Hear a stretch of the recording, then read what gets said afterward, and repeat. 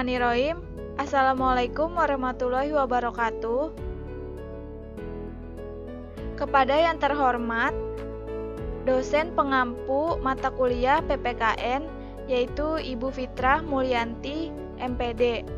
Pada kesempatan kali ini, saya akan menjelaskan materi tentang wawasan Nusantara sebagai tugas Project Performance Test ujian akhir semester 1 Universitas Pancasakti Bekasi. Saya Afi Widarwati, NIM saya 29021-50104. Saya dari Prodi Akuntansi Reguler Plus.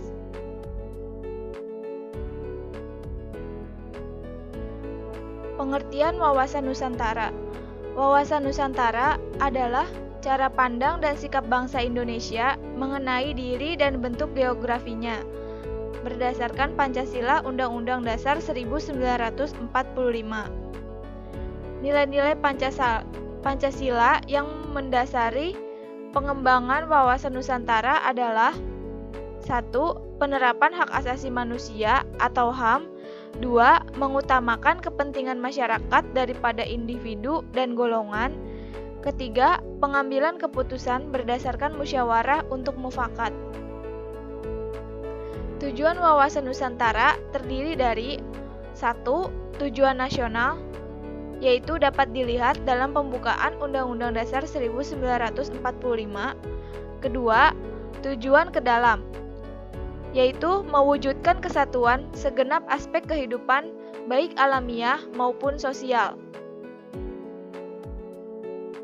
Selanjutnya, landasan wawasan Nusantara dalam cara pandang nasional dapat dilihat dari stratifikasinya sebagai berikut. 1. Yaitu ada landasan ideal. Pancasila sebagai falsafah, ideologi bangsa dan dasar negara, berkedudukan sebagai landasan ideal daripada wawasan Nusantara itu sendiri. Kedua, landasan konstitusional. Undang-Undang Dasar 1945 yang merupakan landasan konstitusi dasar negara yang menjadi pedoman pokok dalam kehidupan berbangsa dan bernegara. Ketiga, landasan konsepsional. Ketahanan nasional yaitu merupakan kondisi dinamis yang berisi keuletan dan ketangguhan. Keempat, landasan operasional. GBHN adalah sebagai landasan wawasan operasional dalam wawasan Nusantara. Selanjutnya, fungsi wawasan Nusantara. 1. Yaitu wawasan pembangunan ada beberapa unsur di dalamnya, yaitu sosial politik, kesatuan politik, pertahanan, keamanan negara, ekonomi, dan sosial ekonomi. Kedua, konsep ketahanan nasional merupakan peranan penting di dalam perencanaan pembangunan kewilayahan serta pertahanan keamanan nasional. Fungsi ketiga yaitu fungsi wawasan, pertahanan, dan keamanan. Mengarah pada pandangan geopolitik negara Indonesia, pandangan tersebut mencakup tanah air serta segenap wilayah negara kesatuan Republik Indonesia. Fungsi keempat yaitu wawasan kewilayahan. Pemahaman mengenai batas wilayah Indonesia agar dapat terhindar dari potensi sengketa negara lain. Selanjutnya, paham wawasan Nusantara. Wawasan nasional suatu bangsa dibentuk dan dijiwai oleh paham-paham kekuasaan dan geopolitik yang dianut. Beberapa teori atau paham kekuasaan dan geopolitik yang dianut seperti di bawah ini. 1. Paham Machiavelli. Machiavelli lebih cenderung menghalalkan kekuasaan yang otoriter. Raja adalah raja yang absolut atau tiran atau pemerintahan yang otoriter. yang otoriter, diktator, terkenal dengan adagium Machiavelli bahwa raja harus kuat seperti singa. Kedua, paham Kaisar Napoleon Bonaparte. Napoleon menegaskan bahwa kekuatan politik harus didukung oleh kekuatan ekonomi. Ingat bahwa jatuhnya pemerintah Orde Baru akibat krisis moneter dan ujungnya menjadi krisis ekonomi. Ketiga, paham Jenderal Clausewitz. Karena Clausewitz seorang tentara, tidak heran bahwa dalilnya tidak lepas dari perang, adapun dalilnya bahwa perang adalah kelanjutan politik dengan cara lain. Clausewitz menghalalkan perang untuk mencapai tujuan politik. Paham keempat yaitu paham Feuerbach dan Hegel. Teori Feuerbach dan Hegel melahirkan paham liberalisme yang ujung-ujungnya melahirkan kolonialisme.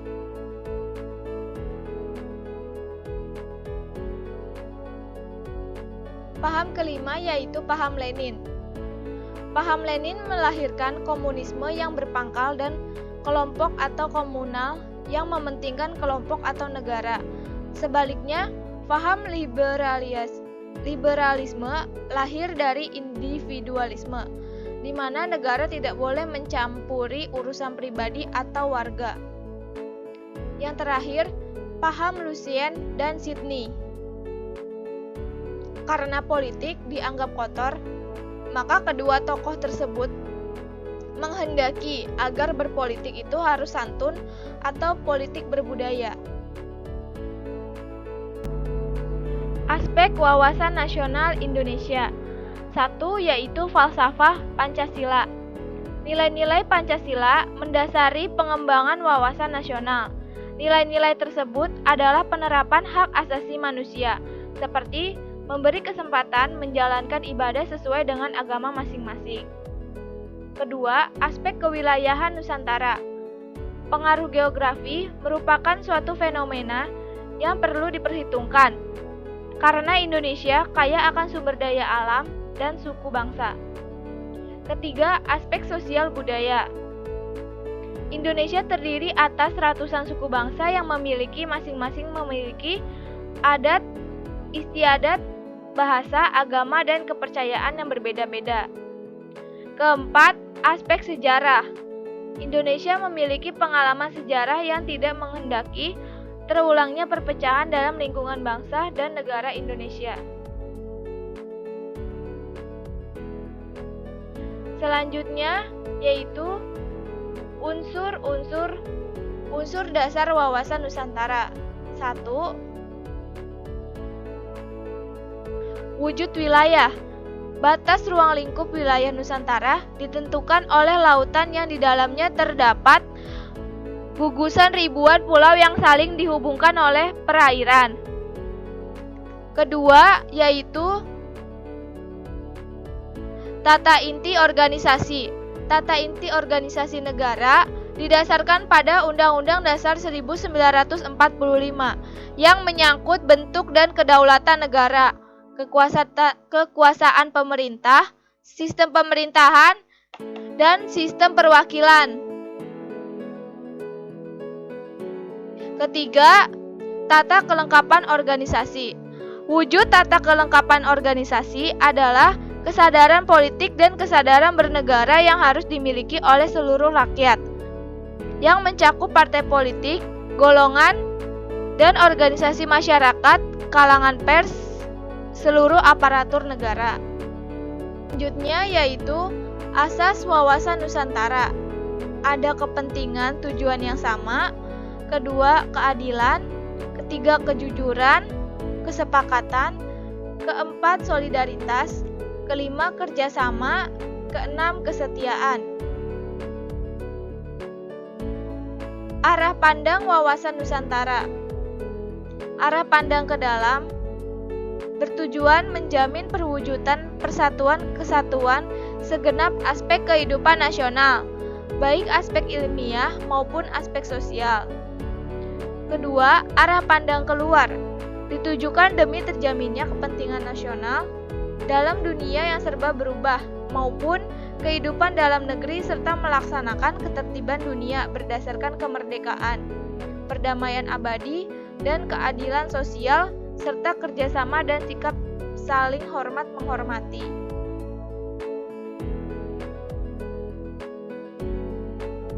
Kedudukan Wawasan Nusantara. Wawasan Nusantara sebagai wawasan nasional bangsa Indonesia merupakan ajaran yang diyakini kebenarannya oleh seluruh rakyat agar tidak terjadi penyesatan dan penyimpangan dalam upaya mencapai serta mewujudkan cita-cita dan tujuan nasional. Implementasinya yaitu kehidupan politik, kehidupan ekonomi, kehidupan sosial, kehidupan pertahanan dan keamanan. Sosialisasi Wawasan Nusantara. Untuk mempercepat tercapainya tujuan Wawasan Nusantara, di samping implementasi seperti di atas, perlu juga dilakukan pemasyarakatan materi Wawasan Nusantara kepada seluruh masyarakat Indonesia. Wawasan Nusantara tersebut dapat dilakukan dengan cara berikut.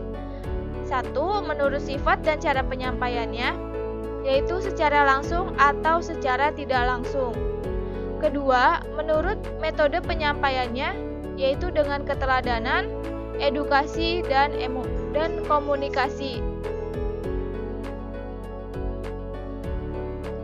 Baik, sekian penyampaian materi Wawasan Nusantara dari saya. Kurang lebihnya saya mohon maaf. Semoga dapat dipahami. Wassalamualaikum warahmatullahi wabarakatuh.